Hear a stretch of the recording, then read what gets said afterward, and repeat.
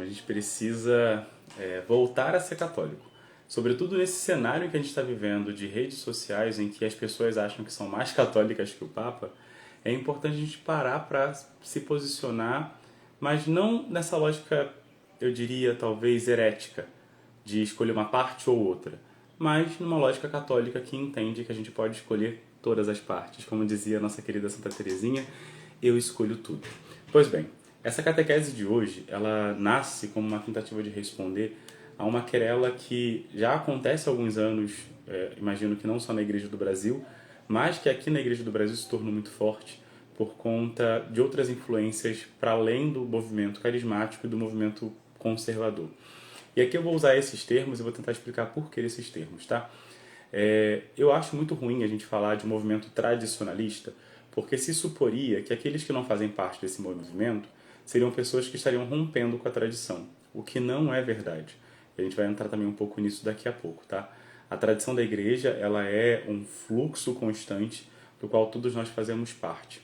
E usando uma palavra de João Paulo II e de Bento XVI, quando eles falavam do Concílio Vaticano II, era muito comum ouvir na boca desses papas a palavra, né, o termo, a hermenêutica da continuidade, ou seja, não se deveria ler os textos do Concílio Vaticano II a partir de uma lógica de ruptura, como se o Vaticano II estivesse desprezando tudo aquilo que foi feito antes.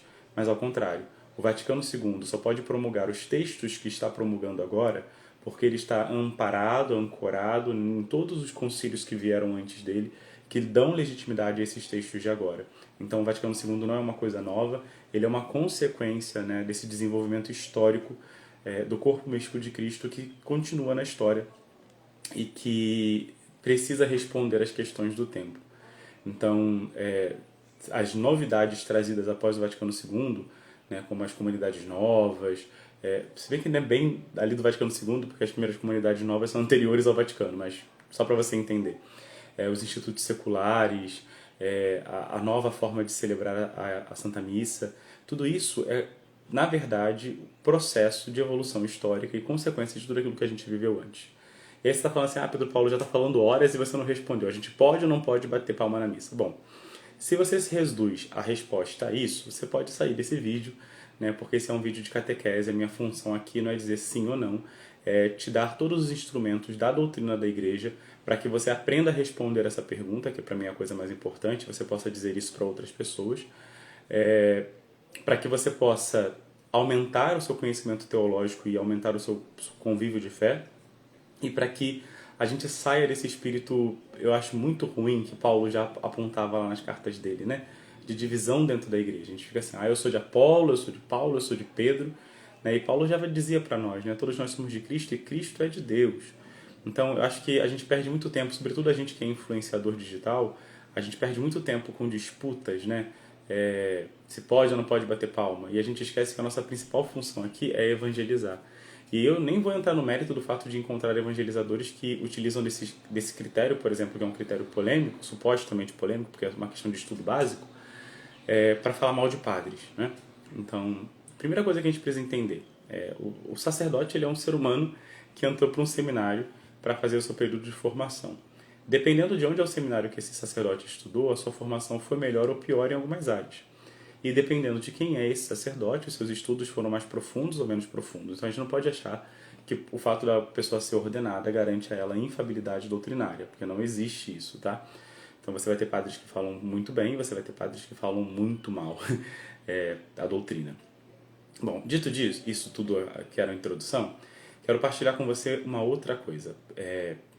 O padre Paulo Ricardo, na época que eu frequentava o Renascem, ele dizia que a fé católica ela é a fé que rompe com a disjunção, ou seja, a heresia nasce do Jesus Cristo é homem ou Deus, Maria é virgem ou mãe, né? Esse ou, essa disjuntiva, ela estabelece aí o princípio daquilo que vai ser a heresia. A fé católica ela é aditiva, né? Jesus Cristo é homem e Deus, Maria é virgem e mãe, Deus é trino e não é? Então a gente precisa entender também isso, que isso vai servir como guia para a gente poder responder a nossa pergunta se a gente pode ou não pode bater palmas na missa. Bom, antes da gente começar, a gente precisa entender que a liturgia ela é o patrimônio da igreja. Jesus Cristo deixou esse serviço de Deus aos homens, instituindo divinamente os sacramentos e dando à igreja a autoridade de preservar essa instituição que ele fez. Então a igreja não pode mudar aquilo que Jesus fez, né? Jesus ordenou homens, Jesus batizou com água, Jesus abençoou o casamento entre homens e mulheres, Jesus transubstanciou pão e vinho no seu corpo e no seu sangue, Jesus ungiu, não é?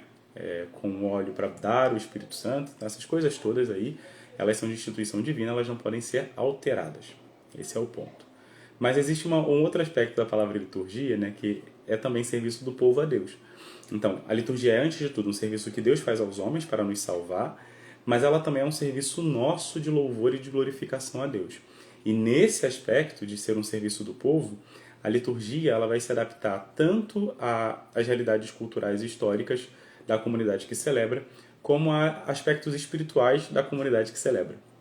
E aí, antes da gente começar propriamente a entrar na doutrina, ainda um pouco nesse historiazinha da teologia, é só a gente pensar o seguinte: depois de Pentecostes, né, os discípulos começaram a se espalhar pelo mundo conhecido, e aí definitivamente no ano 70, com a diáspora judaica, se espalham por todo o mundo conhecido, e a gente percebe que acontece um fenômeno muito interessante. As igrejas fundadas por diversos apóstolos, elas vão ter tradições celebrativas singulares. Então é muito bonito a gente pensar isso, né? Que as igrejas que foram evangelizadas por Pedro e por Paulo, elas acabaram, né, sendo muito influenciadas pelo Império Romano. Quer dizer, os cristãos ali, né, estavam no coração do Império, então eles herdavam a cultura do Império. Os sinais de autoridade que esses cristãos reconheciam, culturais, eram sinais vinculados à figura do Império Romano. E essas igrejas, elas vão, quando a queda do Império Romano cai, essa cultura que já existia no Império acaba sendo assimilada pela igreja por uma questão cultural, e está tudo bem, a gente vai seguir esse processo. Mas não foi esse mesmo simbolismo que aconteceu, por exemplo, nas igrejas fundadas por João na Ásia. Não foi esse mesmo simbolismo que aconteceu originariamente nas igrejas fundadas por Tiago, ali na região da Espanha. Não foi esse simbolismo que acompanhou as igrejas fundadas por Tomé, na região da Índia. Só para a gente poder entender que, do mesmo modo que os apóstolos eram diversos, ao chegar e ao anunciar o evangelho, né, a partir das suas próprias perspectivas, mas aquilo que é essencial era sempre o mesmo, a pessoa viva de Jesus Cristo, há diversos povos, esse anúncio se traduziu em práticas celebrativas completamente diferentes, com vestuários diferentes, com palavras diferentes naquilo que não é imutável, com ritos diferentes. Mas o que é lindo de perceber? Aquilo que é de instituição divina, aquilo que Jesus mesmo instituiu, permaneceu idêntico em todas as tradições celebrativas. E aí, só para você não achar que eu estou incorrendo em heresia, a gente foi uma única igreja, né, até ali o Concílio de Calcedônia, quando a gente teve uma separação com as igrejas não calcedonianas, que aí fundaram algumas igrejas separadas de menor impacto populacional até hoje. E essas igrejas existem até hoje. Essas igrejas preservam, né, aquelas que são as tradicionais, preservam a sucessão apostólica e os sacramentos, porque vieram de igrejas, da nossa igreja legítima, que é a Igreja Católica Romana, e tinham sucessão apostólica, e isso que é de tradição imutável se permanece lá. Nós continuamos, né, convivendo com essas igrejas até o ano de 1054, quando a gente teve o grande cisma com a Igreja do Oriente, dando origem à Igreja Ortodoxa, que também preserva, na sua diversidade cultural, aquilo que é da parte imutável da liturgia, com variações culturais naquilo que é mutável. E a gente tem dentro do nosso corpo eclesial, ou seja, dentro da Igreja Católica Romana, nós somos 24 ritos, né? Somos 23 ritos orientais, mais a Igreja de Roma, né? Nós temos aí 23 patriarcados, poderíamos dizer assim, e mais o patriarca de Roma, que é o Santo Padre Papa Francisco hoje. Só para a gente poder entender isso, que assim, primeiro, essa alegação que uma parte considerável de irmãos meus cristãos fazem, dizendo de que a missa sempre foi de um único modelo, isso é uma mentira. A missa sempre foi diversa na sua parte cultural e ela sempre foi unitária na sua parte doutrinal e de instituição divina. Primeira coisa que a gente precisa guardar. Porque a liturgia ela é serviço de Deus aos homens para a salvação, e esse serviço é imutável, são os sacramentos, mas também é serviço de homem em louvor a Deus, e isso parte da cultura dos povos. e, portanto, vai ser variado ao longo do tempo e da história. O que vai acontecer é que esses irmãos eles vão se prender à missa que foi estabelecida como padrão, né, a missa ocidental padrão, que foi a proposta por Pio V. Né? A missa do Pio V, a missa ali do Concílio de Trento, na verdade eu acho muito ruim, inclusive, chamar a missa de Pio V, porque, na verdade, o que o Pio V faz é uniformizar a liturgia do Ocidente a partir dos sacramentais, dos livros, né, de rito sacramental, que vem oriundos de São Gregório Magno. Então, assim, já havia uma tradição posta por São Gregório Magno, celebrativa. Essa tradição ela vai crescendo, ela se diversifica no Ocidente inteiro. E aí Pio V, diante da Reforma Protestante, diante dessa ameaça que o roubo do sagrado, né, e das palavras sagradas, do rito sagrado, ele vai institucionalizar a missa, né, naquele missal que vai ser estabelecido a partir ali de Trento. E a gente vai viver sobre essa missa por mais de 500 anos. Então, isso é muito interessante, né? Muitos santos viveram nessa missa. E é óbvio que quando eles vão se referir à Sagrada Liturgia, eles estão falando dessa missa que eles conhecem, porque essa é a cultura que eles conhecem. Mas, por exemplo, essa missa que é celebrada no século XVI, XVII, não necessariamente é o mesmo rito idêntico que São Francisco viveu ali no século XIII, que não necessariamente é o mesmo rito que os primeiros cristãos, os mártires, viveram ali nas catacumbas, tá? Para quem quiser dar uma olhada nesses ritos que os primeiros cristãos celebravam, no Catecismo da Igreja Católica tem uma passagem, a gente vai falar dela daqui a pouco, mas você pode recorrer à Carta a Diogneto e a Didaqué.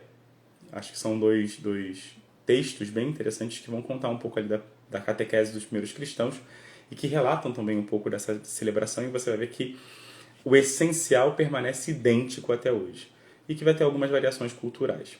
Bom, feito essa primeira ressalva de que a liturgia ela tem uma parte imutável porque é de instituição divina, e ela tem uma parte que ela é variável porque ela depende do serviço que os homens dão de louvor a Deus, agora a gente vai para o corpo, para aquilo que o magistério de fato diz. Lá no Concílio Vaticano II, o documento que estabelece a reforma litúrgica é chamado Sacrosanto Concilium. Para pronunciar latim certinho, Sacrosanto Concilium. Nesse documento, lá no número 11, a Igreja estabelece que é obrigação dos pastores garantir que todos os fiéis participem consciente, ativa e frutuosamente da Sagrada Liturgia. Consciente, ou seja, que os fiéis entendam aquilo que eles estão celebrando. Ativamente, porque a celebração da liturgia é a celebração do corpo místico de Cristo. Então, todos os membros, né, cada um, segundo a sua natureza própria e sua própria vocação, celebram a liturgia, né? Então, o sacerdote ele preside a Assembleia Litúrgica, ele preside a Santa Missa, mas a Santa Missa é celebrada por todos nós reunidos, né? Nós estamos ali reunidos como povo, celebrando esse único e santo sacrifício do memorial da paixão, morte e ressurreição de Jesus. E frutuosamente, porque uma vez sabendo que você está celebrando, e celebrando com tudo aquilo que você tem, como diz lá o primeiro mandamento, com todo o seu entendimento, com todo o teu coração, com toda a tua força, você recebe desse sacramento as graças que ele comunica. E isso é importante, né?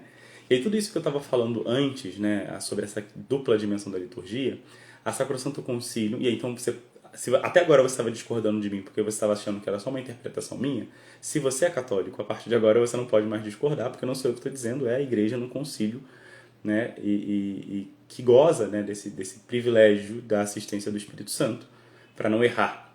Então, lá no número 21 da Sacrosanto Concílio, ela lembra que a liturgia ela é composta de duas partes. Uma parte imutável, porque é justamente de instituição divina, é Jesus mesmo quem a instituiu, e essa parte imutável, a Igreja não tem como mudá-la, porque, né, é a instituição que Deus estabeleceu.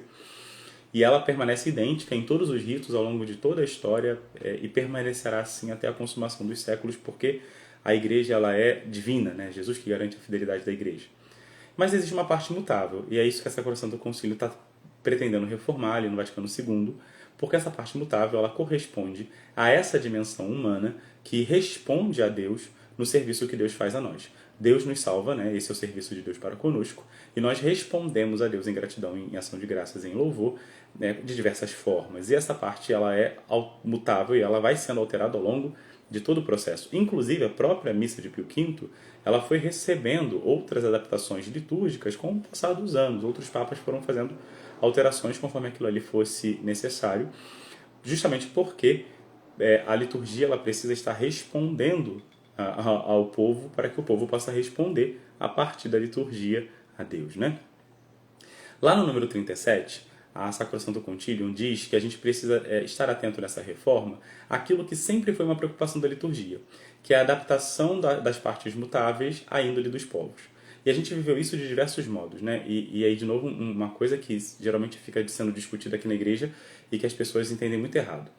O latim é a língua oficial da igreja, e isso é fato, o latim é a língua oficial da igreja. Mas o latim só é a língua oficial da igreja porque lá em 381 a igreja se tornou a religião oficial do Império Romano. E aí ela herdou, né, do imperador Teodósio I todo o corpo jurídico e de comunicação que o Império já tinha. Como o Império nessa parte falava latim, a igreja assumiu o latim como essa língua que cria a unidade. Só que a gente precisa lembrar que até esse período, até esse momento, e um pouco depois dele também vai ser assim, a liturgia não era celebrada em latim, ela era celebrada em grego. Tá? Então essa coisa de o latim sempre foi a língua da igreja, também não é verdade. A língua da igreja foi a língua do coração dos homens, porque Deus fala a língua do coração dos homens. Deus falou através dos profetas de modo que os homens pudessem entender, e quando os homens não entenderiam palavras, Deus mandou que os profetas fizessem sinais. Pensa lá em Ezequiel, rachando o muro, passando pelo muro para que o povo entendesse, porque se fosse dito com palavras, o povo não entenderia a profecia. Tá? Então a língua que Deus fala é a língua do coração dos homens. Outrora nos falou Deus de muitos modos, nos últimos tempos nos falou em seu Filho Jesus Cristo, vai dizer a palavra de Deus. Então assim, Deus fala de muitos modos. Mas com o objetivo de fazer com que o homem o compreenda, que o homem o escute. E aí, no primeiro momento, como o cristianismo nasce dentro da cultura helenística, né, ainda essa expansão promovida do Império Macedônico da cultura grega, todo mundo fala grego. Então a liturgia era celebrada em grego, porque era a maneira como as pessoas compreendiam, né? E além disso, e prova isso também, todos os textos do Novo Testamento, os 27 livros, né, do Novo Testamento, foram escritos em grego. Então, ali com a ascensão, né, da igreja, pela evangelização dos cristãos, a conversão dos imperadores, Teodósio I, em 381, com o Édito de Éfeso, ele transforma a igreja católica na religião oficial do império. E aí, por conta disso, a igreja acaba se apropriando dos mecanismos do império, e entre esses mecanismos, a própria língua do império, que é o latim. Então, ali, a partir do século IV em diante, o latim se torna cada vez mais comum. Até que, no século XV, ele se torna, de fato, já antes por conta das universidades no século IX, mas liturgicamente, assim, imperiosamente, a partir do século XV, o latim se torna a língua da liturgia e permanece. Quando a igreja, lá no Vaticano II, ela abre portas para que a gente celebre na língua vernácula, ela não está fazendo nenhuma traição à sua própria história, pelo contrário, ela está sendo fiel à sua história e fiel àquilo que a liturgia tem que ser. Porque a liturgia ela é o serviço de Deus para a salvação dos homens, a gente vai repetir isso várias vezes. Então ela tem uma parte imutável que é Deus quem realiza para nós, e ela tem uma parte que é humana, que é a nossa resposta. E a nossa resposta ela não pode ser desencarnada da nossa própria realidade social, cultural, histórica e geográfica, que é alcançada por Cristo, evangelizada por Cristo, agora responde a Ele. Não é? Então, eu acho, e é isso, né? A igreja foi completamente coerente à sua própria natureza, que é a evangelização dos povos, e a liturgia faz parte desse processo de evangelização. Nesse texto, no parágrafo 37, a Sacrosanto Concilium diz que a gente precisa estar atentos e sensíveis para adaptar aspectos da celebração litúrgica àquilo que corresponde à identidade dos povos. Então, um povo latino é muito diferente de um povo europeu, de um povo asiático, de um povo africano. E a gente precisa estar atento a essas sensibilidades. Tem ações celebrativas que aqui não fazem muito significado e que na Europa fazem total significado. Tem ações que aqui são muito simbólicas e que na Europa não serão. É isso que a igreja está dizendo, que a gente precisa ter sensibilidade. A índole dos povos, número 37 da Sacrosanto Concilium. Lá no número 47, a igreja diz uma coisa que é fundamental para a gente poder entender. Que a missa, o santo sacrifício da missa, ela é o memorial da morte e ressurreição de Jesus. A missa é um evento pascal. Quer dizer o seguinte, a missa ela não é exclusivamente sacrifício, ela não é só sacrifício. Ela é o mistério de que, pelas palavras da consagração do pão e do vinho, O memorial da oferta de Jesus Cristo na cruz se atualiza. O único sacrifício de Jesus está sendo celebrado agora, nesse momento no altar. Mas esse sacrifício, ele também traz ali naquele mistério sacramental a verdade, a evidência, a realidade de que esse sacrifício não para na cruz. Jesus Cristo ressuscitou. E não só isso. Esse Jesus Cristo que se oferta na cruz e ressuscita é um verbo encarnado. Então, nós temos ali, né, aquilo que a gente reza no Oremos do Ângelus, né, pelo mistério, pelo conhecimento da sua... Pelo anúncio do anjo, conhecemos a sua encarnação, e pelo mistério da sua paixão e morte, chegamos todos à glória da ressurreição. Né? O Cristo que oferta seu corpo na cruz só pode ofertá-lo porque se encarnou primeiro. E esse corpo que foi ofertado na cruz só foi ofertado na cruz porque no mistério da redenção ressuscita, e com ele santifica e deifica a nossa humanidade. Então, na Santa Missa, nós temos o mistério pascal inteiro. Desde o começo do cristianismo, a fração do pão era celebrada no primeiro dia, né? No sétimo dia, no primeiro dia, no dia do sol, sempre celebrada no domingo. E sempre com um caráter de festividade, porque é a celebração da ressurreição. Nos reunimos para celebrar e anunciar que Jesus ressuscitou. Tanto era o caráter festivo que lá em Coríntios 11, quando Paulo vai dizer, né, que quem não distingue do corpo e sangue do Senhor come e bebe da própria condenação, Paulo está falando ali da galera que está indo para a celebração eucarística e está fazendo a ceia da vida no momento do ágape fraterno que existia antes da comunhão eucarística. Então se colocava uma mesa comum para que no momento do ósculo da paz todos os cristãos que tinham mais necessidade pudessem se alimentar. E aí, uma vez que eram comuns na caridade, né, na paz e no serviço ao outro, se tornavam também comum pela comunhão na carne e no sangue de Jesus. E aí Paulo está dizendo isso, olha, vocês estão exagerando aí em uma parte, tá certo? Para dizer, a missa que se estabeleceu a partir do século V, ela vai ter um acento espiritual mais voltado para a dimensão sacrificial. E isso é uma característica muito própria da liturgia que se desenvolveu no Ocidente por uma questão muito simples. A nossa referência litúrgica, a igreja que acabou influenciando liturgicamente todas as igrejas ao redor no Ocidente, fazendo com que a gente tivesse uma unidade celebrativa, foi a igreja de Roma. E a gente precisa lembrar que a igreja de Roma, ela é a igreja que está estabelecida no império que inventou a crucifixão, inventou a cruz. E dizer isso significa o seguinte, para os cristãos romanos, né, para os cristãos ali do século II, III, IV até o século V, o fato de Jesus ter morrido na cruz era um fato extremamente gritante e escandaloso, porque era entender que Jesus não só havia experimentado a morte, mas a morte da pior forma possível, com o pior título moral possível. E isso vai marcar profundamente a espiritualidade desses irmãos, fazendo com que a sua resposta de louvor a Deus na sua liturgia seja marcada por esse aspecto. Esse aspecto ele vai sendo cada vez mais disseminado e acalentado pela espiritualidade, pela piedade cristã ocidental, até que na missa de Pio V ele vai ser extremamente enfatizado.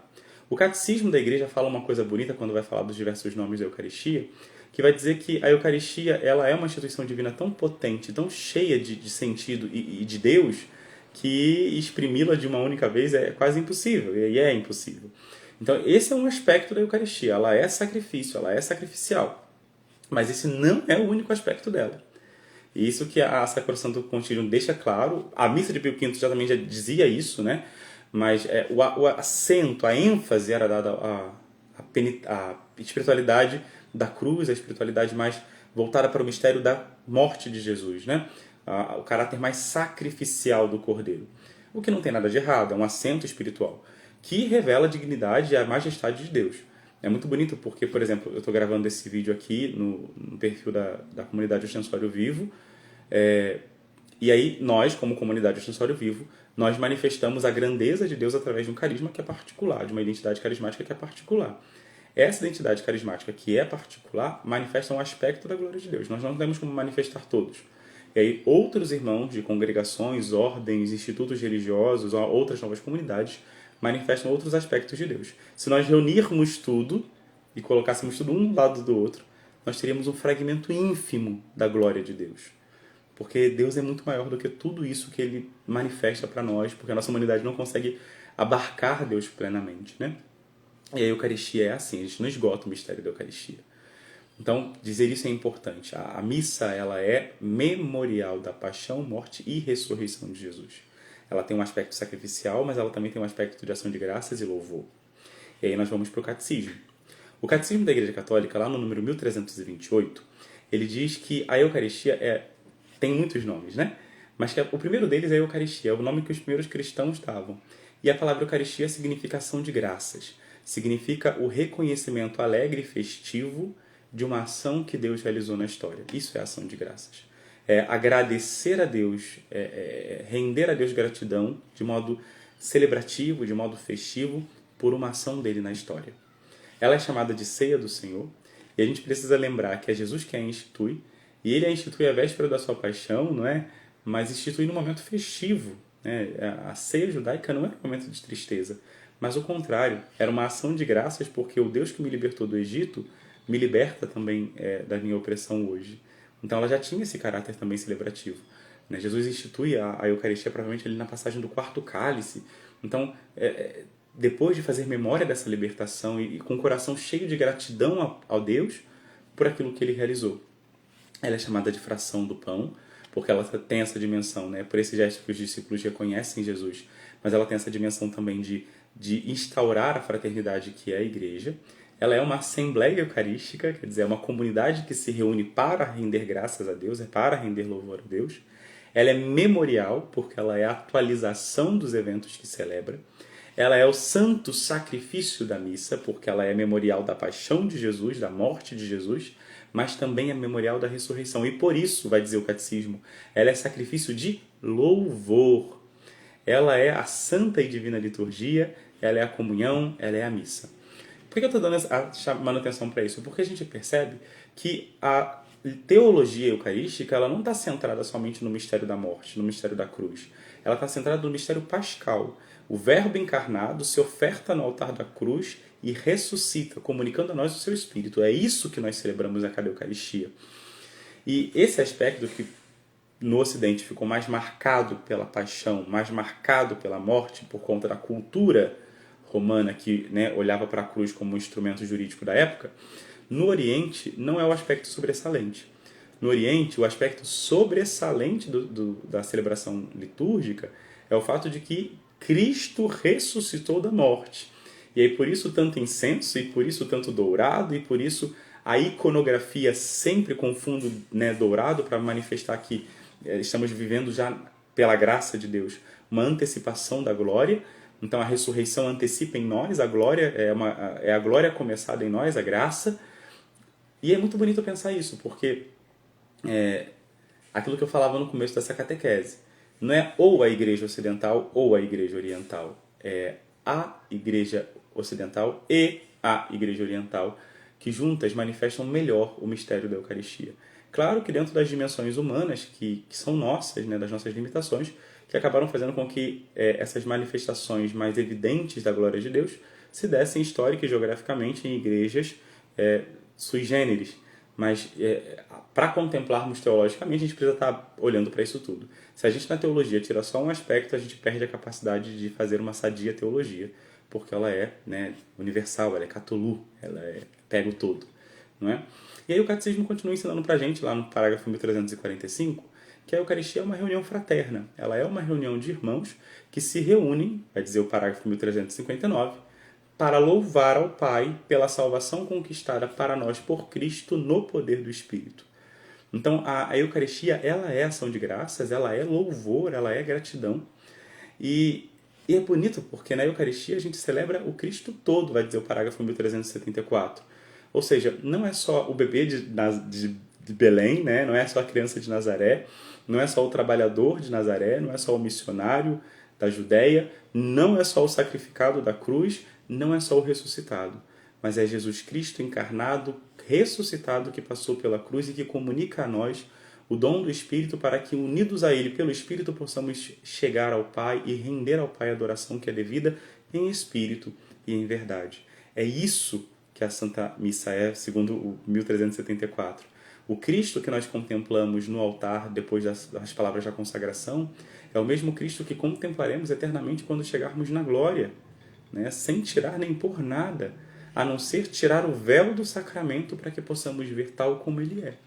Hoje, né, Garrigula Grande vai dizer, nós caminhamos nessa vida na obscuridade da fé, e a única diferença entre essa vida vivida na graça e a glória, né, da graça consumada é que vai ser tirado de nós o véu. Nós não teremos mais o véu do sacramento, nós veremos Jesus como ele é, mas é o mesmo Jesus, é o Cristo todo. E aí a igreja nos lembra, no parágrafo 1382, que essa celebração é um banquete pascal, é uma festa pascal, é uma reunião de alegria e de louvor. E isso é muito bonito porque desde o começo da igreja, né, o parágrafo 1345 mostra isso, né, Justino contando como era a missa, a Eucaristia ela tem esses momentos. Né? Nós temos ali um momento de louvor, de gratidão, de exaltação a Deus. Nós temos um momento de escuta da palavra de Deus, de exortação por parte do magistério. Nós temos um momento que nós rezamos por nós e por todos os nossos. E aí nós temos um momento da Eucaristia, que é o propriamente sacrificial e que geralmente está rodeado de silêncio. E aí, por que eu estou dizendo isso tudo? Porque logo depois disso, a gente vai agora para a Instrução Geral do Missal Romano, que lá no número 20 diz que as escolhas litúrgicas devem se adaptar em vista da circunstância das pessoas e dos lugares em que elas se celebram. Ou seja, a Sacrosanto Concílio já tinha dito isso, né, que a vontade da igreja não é impor uma liturgia fixa e sólida, mas impor um caminho, uma diretriz, que preservando aquilo que é imutável, mantenha a unidade naquilo que é variável. E aí, lá no parágrafo número 42 da Instrução Geral do Missal Romano, vai dizer que se deve atender às normas de piedade do povo. As normas de piedade e, na verdade, a espiritualidade do povo. E que todos, dentro da Assembleia Celebrativa, devem agir em comum para mostrar a unidade da Assembleia. E aí o que eu quero dizer com isso? Né? Agora eu vou responder a pergunta. Pode ou não pode bater palma na missa? Bom, pode e não pode. Depende de onde você está celebrando a Santa Missa. Né? Se você estiver celebrando a Santa Missa, por exemplo, com uma comunidade romana lá no Vaticano, é possível que as pessoas lá não batam palma na missa, porque elas não batem palma em lugar nenhum, é próprio da cultura europeia preservar as palmas para momentos de informalidade. E aí, o europeu ele não é um povo rítmico, então para eles bater palma na missa não faz parte da índole daquela cultura, daquele povo. Agora, se você estiver na África, você vai bater palmas enquanto você balança o corpo. Se você estiver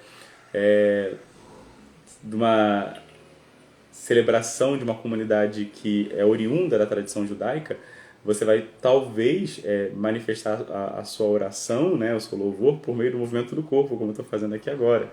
E aí você vai entender por que muitos judeus ficam lá no Muro das Lamentações balançando o corpo, porque tem uma dimensão de ofertar a Deus a oração também com o corpo, fazendo o corpo participar dela.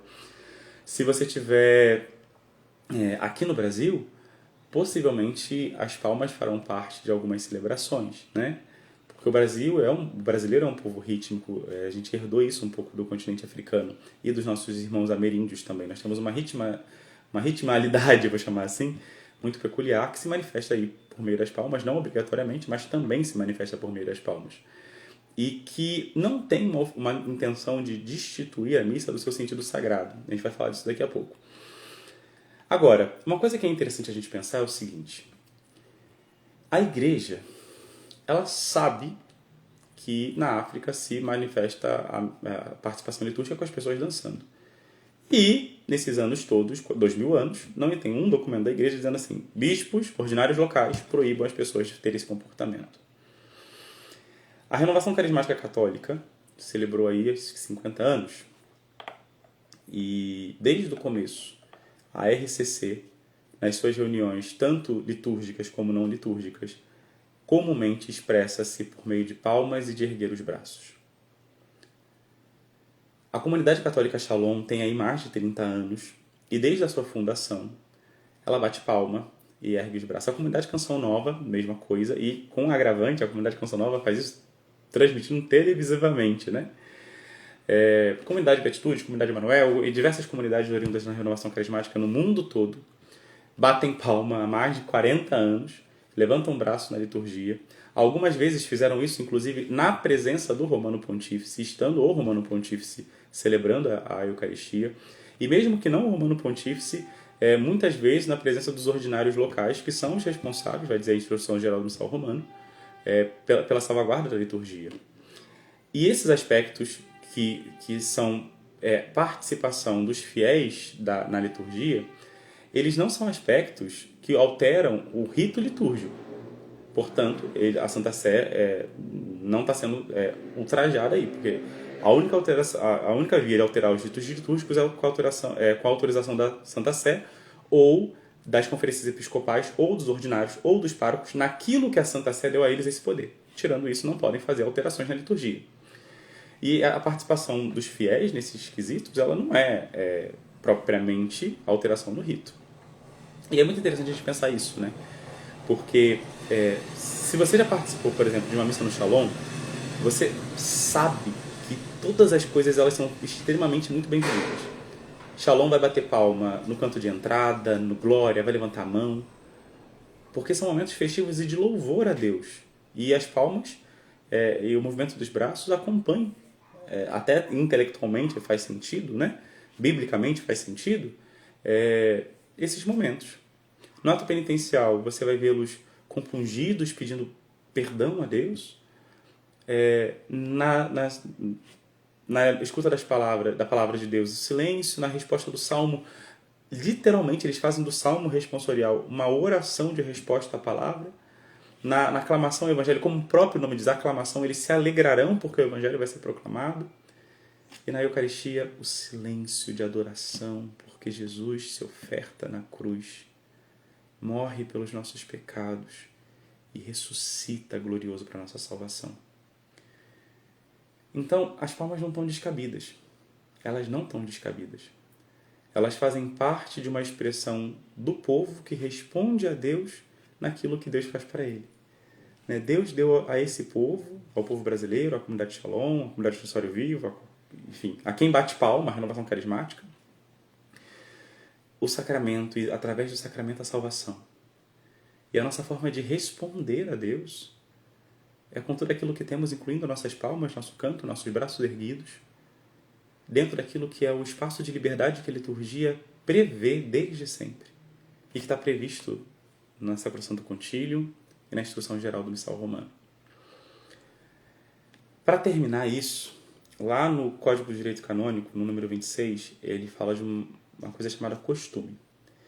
E ele diz que um costume se estabelece quando, com aprovação do legislador, do ordinário local, uma prática de um povo que se repete por mais de 30 anos, ela é autorizada. Essa autorização pode ser expressa, façam isso.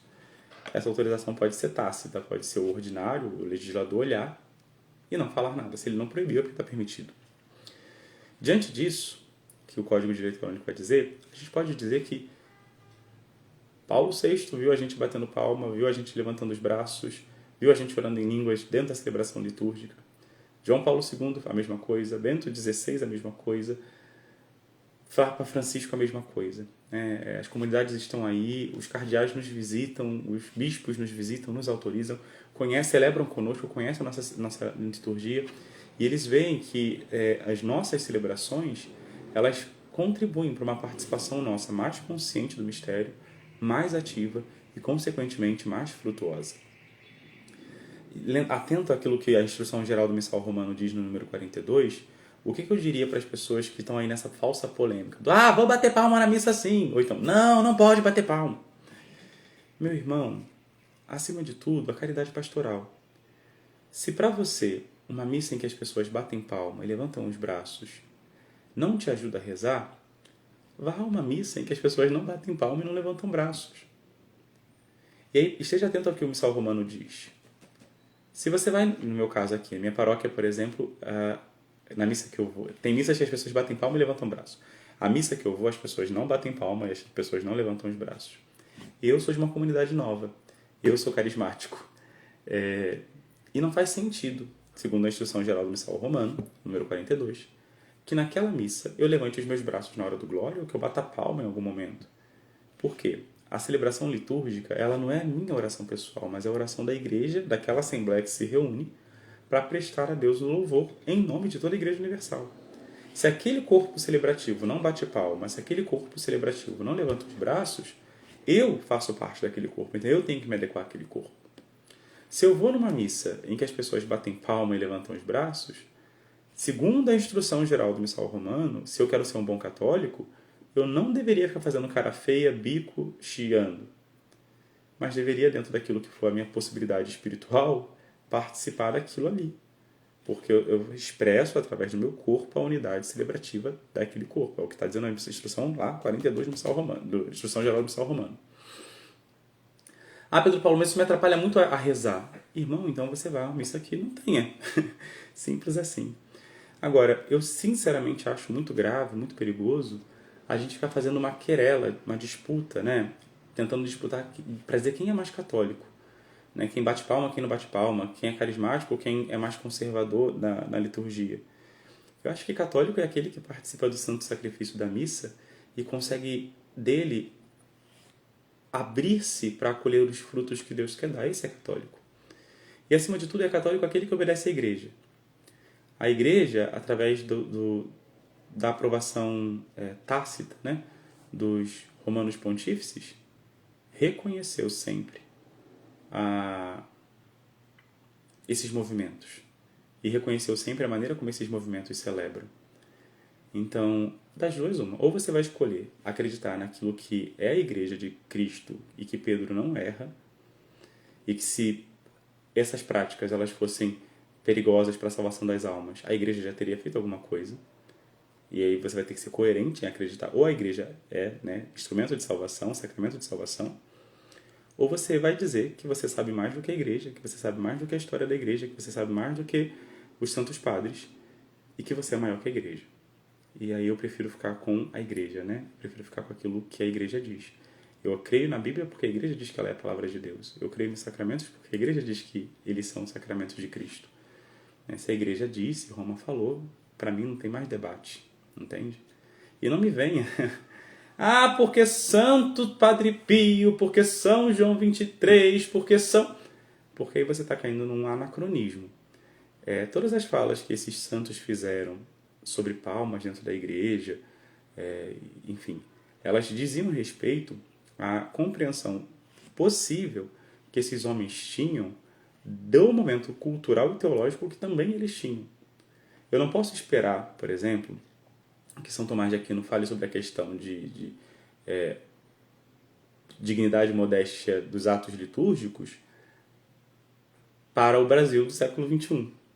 Assim como eu não posso esperar também que Padre Pio, não é, se posicionasse acerca do modo como os cristãos celebram a missa, né, nos movimentos novos, dada a formação teológica e histórica cultural que Padre Pio tinha. E é muito interessante porque Deus não nos santifica fora do tempo. A igreja é o corpo místico de Cristo continuado na história e, portanto, respondendo às questões da história e, portanto, Deus nos santificando nessas questões da história. Então, assim, usar isso como argumento é anacrônico. Primeiro porque Padre Pio não estaria falando da nossa missa, ele não estaria falando da nossa legislação. São João 23 também não estaria falando da nossa missa, não estaria falando da nossa legislação.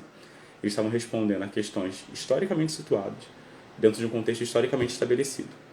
Então, assim, é anacrônico. Agora, o que na fala deles permanece válido para nós?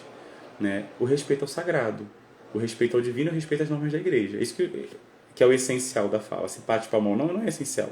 Mas o essencial é isso. O que a igreja diz, o que a igreja ensina e como é que a gente está respeitando o divino. As palmas que eu estou batendo nessa liturgia, elas contribuem para que eu participe mais consciente, ativo e frutuosamente da liturgia, ou pelo contrário, é só barulho e só ruído? Porque se for só barulho e só ruído, aí faz sentido, tem que parar com essa palma.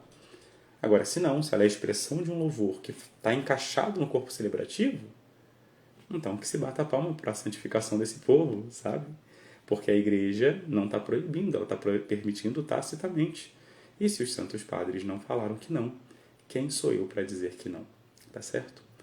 E é isso, tá bom? Eu espero que essa catequese tenha ajudado você a pensar um pouco melhor. Eu fiz questão de deixar claro os documentos, não para que você venha debater aqui nos comentários. Enfim, se você vier debater, você vai debater sozinho, porque, como eu falei antes, se a igreja falou, para mim é muito claro, eu vou ficar com a igreja. mas para que você possa ter a oportunidade de ir ler essas partes, né, do Catecismo, da Sacrosanto Concilium, da Instrução Geral do Missal Romano, Código de Direito Canônico. Recomendo também vivamente que você leia a Eclésia da Eucaristia. E fica aqui o meu pedido de que você reze por mim, reze pela minha vocação, reze pelo meu apostolado, e tenha certeza que também estou aqui nesse momento rezando por todos aqueles que se dedicaram a estudar a doutrina por esses minutos junto comigo, para que o Senhor Deus te conceda toda a graça de santificação, para que não seja só a sua mente a ser alimentada, mas a sua vida e a sua espiritualidade. Deus te abençoe. Fique na paz.